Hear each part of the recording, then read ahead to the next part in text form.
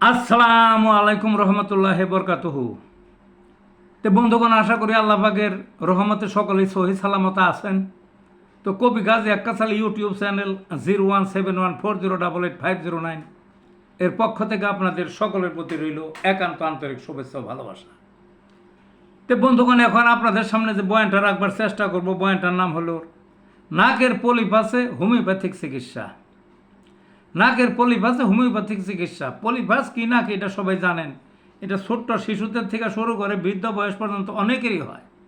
বর্তমানে সচরাচর বেশি যে কতগুলো রোগ আছে মানব দেহে, তার মধ্যে পলিপাস একটা। তো পলিপাস হয়, দেখা যায় অ্যালোপ্যাথিকের থেকে এরা অপারেশন করে অনেকে, কিন্তু অপারেশন হইলে একটা ঝুঁকি থাকে, পুনর হইতে দেখা যায় একেবারে নির্মূল কমই হয়ে যায় একের জন্মের মতো, বুঝলেন না।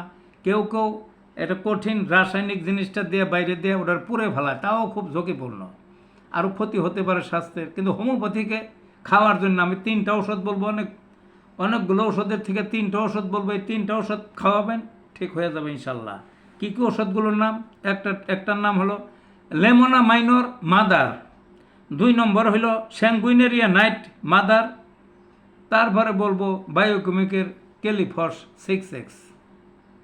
মানে এগুলো খাওয়াইবেন কি, একবার সকালে খাওয়াইবেন লেমোনা মাইনর 10 ফোঁটা, বিকালে খাওয়াইবেন ওই স্যাঙ্গুইনেরিয়া নাইট 10 ফোঁটা, আর ক্যালকেরিয়া ফর্জে বলছি 6X, ওটা সকালে 4টা ট্যাবলেট, বিকালে 4টা ট্যাবলেট খাওয়ান কিছুদিন, সেরে যাবে।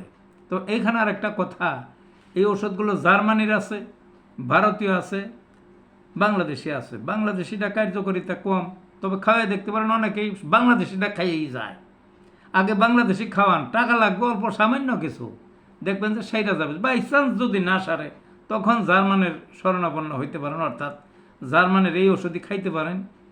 একটু ব্যয় হইলেও সারবে ইনশাল্লাহ। তো ভালো থাকুন বন্ধুগণ।